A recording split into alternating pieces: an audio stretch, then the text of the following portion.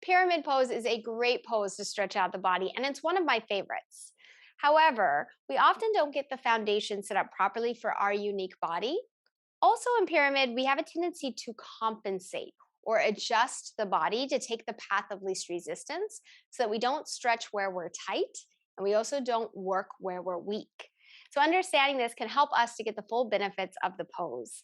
My name is Christina Raskin, and I'm the founder of Soul Thrive Yoga. And I'm passionate about yoga, passionate about education, and I would love to educate you about pyramid pose.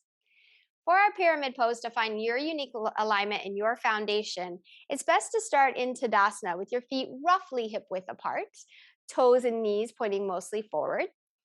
And we're going to step one foot straight back in alignment with itself. So we're keeping the feet hip width apart, stepping straight back, not coming into a tightrope, lining up the feet. The feet are still hip width apart.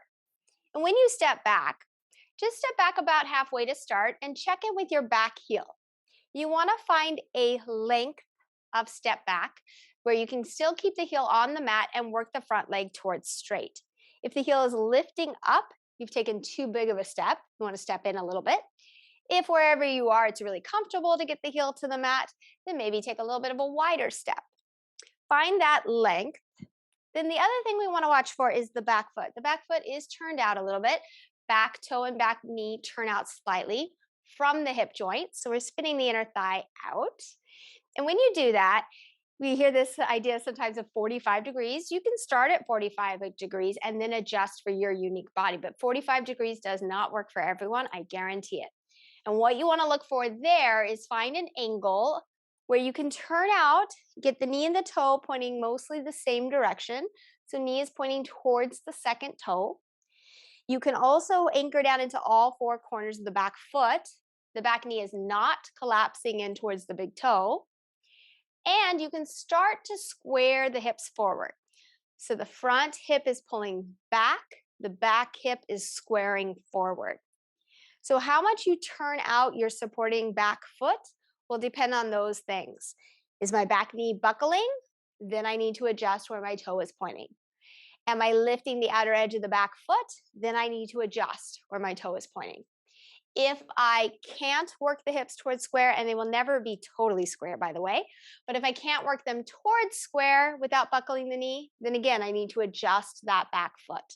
So check in with your body, check in with those signs, and adjust the back foot as you need to try to keep the leg straight, toe and knee pointing the same direction without buckling the knee in, and the ability to work the hips towards square to the front edge of the mat. Now, how does our body compensate so that we don't get the stretch? One of the main ways our body does this in this pose is we shift more weight into one foot or the other foot. And as you can see, when I do that, my pelvis shifts. So depending on where you're tight, you might have the tendency to shift the weight into your front foot and the front hip lifts. Or you have the tendency to shift the weight into the back hip and the back hip lifts. What we're working towards is weight even between both feet, pelvis level, so that we get that stretch. Now remember, all of our bodies are unique. And if this causes you any negative sensation like sharp shooting pain, pinpointed pain, or pain inside a joint, then we want to allow the pelvis to shift. Of course, listen to your body. It's really tricky to figure out in your body, is my body compensating and I'm not getting the stretch that I want and I want to counter against that? Or is my body moving a certain way because this is healthy movement for the body and I'm trying to force it into a shape that's not healthy for it? And so you as a practitioner need to listen to your body and really dance that line between the two. Try to figure out, okay, am I compensating because my body's like screaming at me that this is not okay for me and I need to pull back and adjust? Or if I shift a little bit, do I get a little bit more stretch and my body's still okay here? So watch for sharp shooting pain, tingling and numbness, pain inside a joint, all sensations we want to pull away from. Possible constructive sensation would be sensation inside the body of the muscle, that stretching sensation where we can still breathe comfortably. And if you think about this idea of compensation or path of least resistance, it's the same in our life, off the mat. We can take this yoga philosophy off the mat. When we're faced with a dilemma, say an ethical dilemma, Sometimes it's the easiest path of least resistance to avoid it. Ignore it. Don't confront that person. Don't deal with it. I'm going to ignore it. And that maybe isn't the wisest choice. But also, forcing yourself into a situation, shoving yourself past what is healthy for you may not be the best choice either. It might be time to step back and let it go and release it.